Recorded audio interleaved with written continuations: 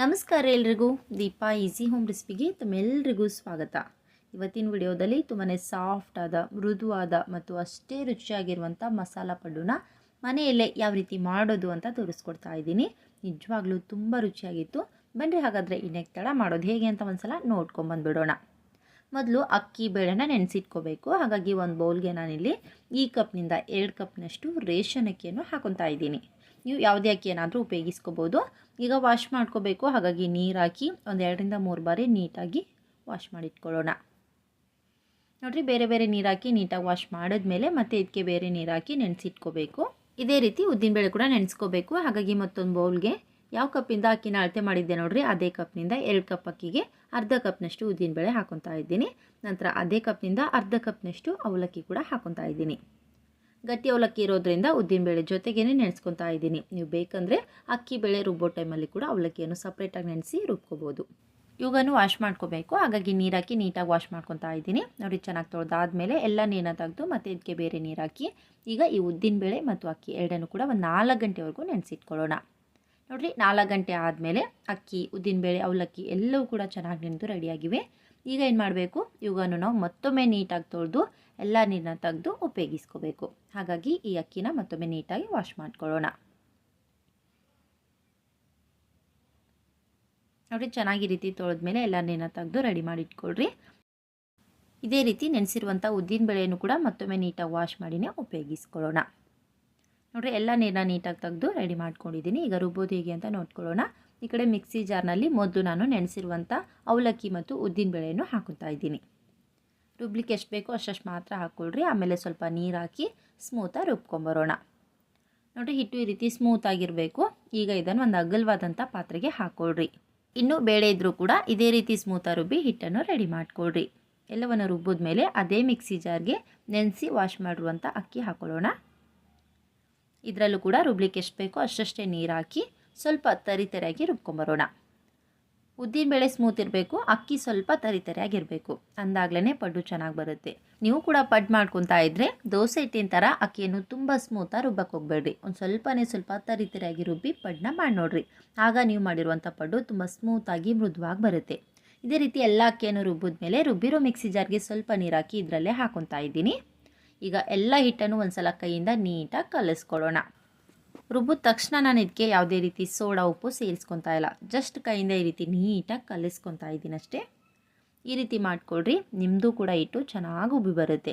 ನೋಡಿರಿ, ಈ ರೀತಿ ನೀಟಾಗಿ ಮಿಕ್ಸ್ ಮಾಡಿದ್ಮೇಲೆ ಈಗ ಮೇಲ್ಮುಚ್ಚಿ ಬೆಳಿಗ್ಗೆವರೆಗೂ ನೆನ್ಲಿಕ್ಕೆ ಬಿಟ್ಬಿಡೋಣ. ಬೆಳಿಗ್ಗೆ ಯಾವ ರೀತಿ ರೆಡಿಯಾಗಿದೆ ಅಂತ ತೋರಿಸ್ತಾ ಇದ್ದೀನಿ ನಿಮಗಿಲ್ಲಿ.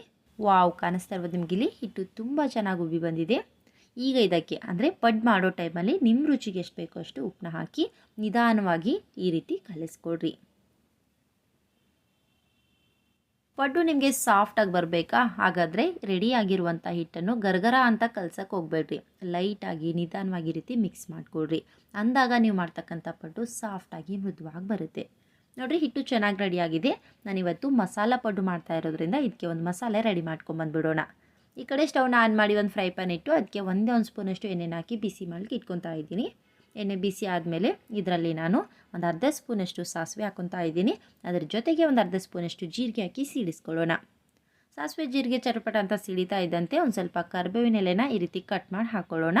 ಆಮೇಲೆ 1 ಸ್ಪೂನಷ್ಟು ಕಡಲೆಬೇಳೆ, ಇದಕ್ಕೆ 1 ಸ್ಪೂನಷ್ಟು ಉದ್ದಿನಬೇಳೆ ಕೂಡ ಹಾಕಿ ಲೈಟಾಗಿ ಫ್ರೈ ಮಾಡ್ಕೊಳ್ಳೋಣ.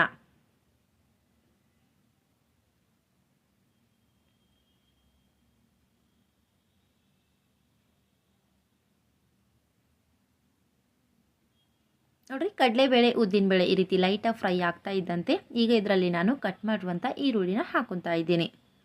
ಈಗ ಇವುಗಳನ್ನು ಕೂಡ ಒಂದು ಸ್ವಲ್ಪ ಫ್ರೈ ಮಾಡ್ಕೊಳ್ಳೋಣ. ಈರುಳ್ಳಿ ಹಾಕಿದಷ್ಟು ಪಡ್ಡು ರುಚಿಯಾಗಿರುತ್ತೆ. ಹಾಗಾಗಿ ನೋಡಿಕೊಂಡು ಈರುಳ್ಳಿಯನ್ನು ಸೇರಿಸ್ಕೊಡ್ರಿ.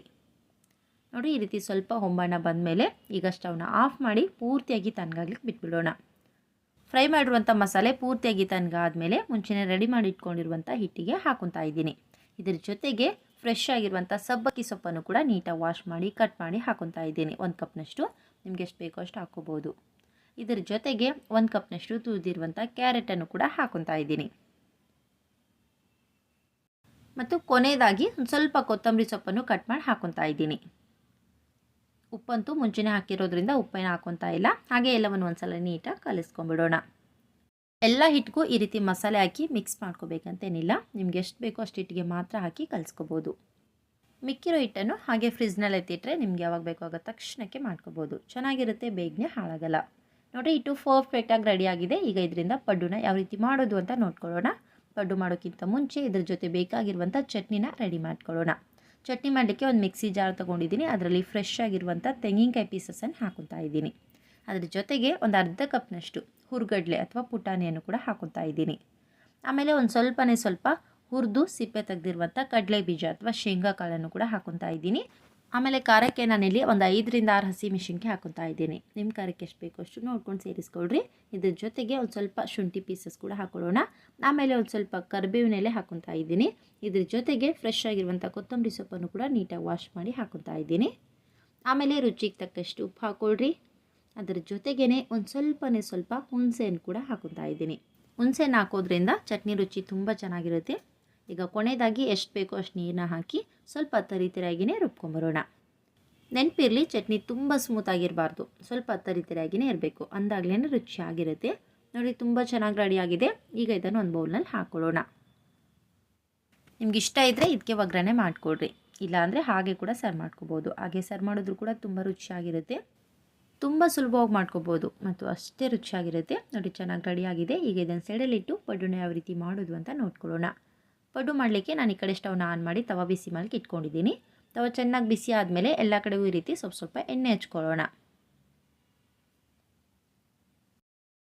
ಈ ತವಾಗೆ ನಾನು ಮೊದಲು ಸ್ವಲ್ಪ ಎಣ್ಣೆ ಜಾಸ್ತಿ ಹಚ್ಕೊತೀನಿ, ಆಮೇಲೆ ಮಾಡ್ಕೊತೀನಿ ನೋಡಿರಿ. ಆಗ ಎಣ್ಣೆ ಹಚ್ಚೋದೇ ಬೇಡ, ಹಾಗೆ ಮಾಡಿದ್ರು ಕೂಡ ಚೆನ್ನಾಗಿ ಬರುತ್ತೆ. ನೋಡಿರಿ, ಎಲ್ಲ ಕಡೆಗೂ ಎಣ್ಣೆ ಸವರಿದ ಮೇಲೆ ಈಗ ಇದರಲ್ಲಿ ರೆಡಿ ಮಾಡಿ ಇಟ್ಕೊಂಡಿರೋ ಹಿಟ್ಟನ್ನು ಎಷ್ಟು ಇಡಿಸುತ್ತೋ ಅಷ್ಟು ಹಾಕ್ತಾ ಹೋಗ್ರಿ. ನೋಡಿರಿ, ಎಲ್ಲ ಹೋಲ್ಸಲ್ಲೂ ಈ ರೀತಿ ಹಿಟ್ಟು ಹಾಕಿ ರೆಡಿ ಮಾಡಿದ್ಮೇಲೆ ಈಗ ಗ್ಯಾಸನ್ನು ಮೀಡಿಯಮ್ ಫ್ಲೇಮ್ನಲ್ಲಿಟ್ಟು ಮೇಲ್ಮುಚ್ಚಿ ಒಂದು ಕಡೆ ಬೇಯಲಿಕ್ಕೆ ಬಿಟ್ಬಿಡೋಣ. ಒಂದು ಕಡೆ ನೀಟಾಗಿ ಬೆಂದ ಮೇಲೇ ಮೇಲಿರುವಂಥ ಲಿಡ್ನ ತೆಗೆದು ಈಗ ಒಂದೊಂದಾಗಿ ಈ ರೀತಿ ತಿರುಗಿಸ್ತಾ ಹೋಗೋಣ. ಪಡ್ಡು ಚೆನ್ನಾಗಿ ಒಂದು ಕಡೆ ಬೆಂದ ಮೇಲೆ ತಿರುಗಿಸಿದ್ರೆ ಈ ರೀತಿ ನೀಟಾಗಿ ಬರುತ್ತೆ, ಕೆಳಗಡೆ ತವಾಗೆಲ್ಲೂ ಅಂಟಲ್ಲ. ಇದೇ ರೀತಿ ಎಲ್ಲವನ್ನು ತಿರುಗಿಸಿ ಈ ಕಡೆಗೂ ಬೇಯಿಸ್ಕೊಳ್ರಿ. ಎರಡು ಕಡೆಗೂ ಚೆನ್ನಾಗಿ ಬೆಂದ ಮೇಲೆ ಈಗ ಇವಾಗನು ಒಂದೊಂದಾಗಿ ತೆಗೆದು ಒಂದು ಪ್ಲೇಟ್ನಲ್ಲಿ ಹಾಕ್ಕೊಳ್ರಿ. ಇದೇ ರೀತಿ ನಿಮ್ಗೆ ಎಷ್ಟು ಬೇಕೋ ಅಷ್ಟನ್ನು ಮಾಡಿ ಆದಷ್ಟು ಬಿಸಿ ಬಿಸಿ ಇರುವಾಗಲೇ ಸರ್ವ್ ಮಾಡಿಕೊಡ್ರಿ. ನೋಡಿರಿ, ಪಡ್ಡು ಜೊತೆಗೆ ನಾನು ರೆಡಿ ಮಾಡಿರುವಂಥ ಚಟ್ನಿ ಕೂಡ ಹಾಕೊತಾ ಇದ್ದೀನಿ. ಈ ಚಟ್ನಿ ಜೊತೆಗೆ ನೀವು ಬೇಕಂದರೆ ಸಾಂಬಾರು ಕೂಡ ಸರ್ವ್ ಮಾಡ್ಕೋಬೋದು, ತುಂಬ ರುಚಿಯಾಗಿರುತ್ತೆ. ನೋಡಿರಿ, ಹತ್ತಿಯಷ್ಟೇ ಮೃದುವಾಗಿರುತ್ತೆ, ಒಳಗಡೆನೂ ಕೂಡ ಅಷ್ಟೇ ಚೆನ್ನಾಗಿ ಬೆಂದು ರೆಡಿಯಾಗಿರುತ್ತೆ. ಒಮ್ಮೆ ತಿಂದರೆ ಮತ್ತೆ ತಿನ್ನಬೇಕನ್ಸುತ್ತೆ, ಅಷ್ಟು ರುಚಿಯಾಗಿರುತ್ತೆ. ಒಂದು ಸಲ ಖಂಡಿತ ಟ್ರೈ ಮಾಡಿರಿ. ಈ ರೆಸಿಪಿ ಇಷ್ಟ ಆದರೆ ಲೈಕ್ ಮಾಡಿರಿ ಮತ್ತು ಶೇರ್ ಮಾಡಿರಿ.